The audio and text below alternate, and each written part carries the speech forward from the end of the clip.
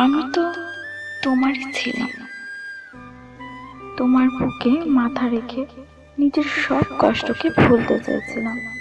অনেক স্বপ্ন তোমায় নিয়ে দেখেছিলাম, কিন্তু তুমি এই মাথা তোমার বুক থেকে সরিয়ে নিলে আর আমার সব স্বপ্নকে ভেঙে দিলে। হাতটা ধরবে বলে কথা দিয়েছিলে, সেই হাত ছেড়ে তুমি আমায় একা ফেলে চলে গেলে।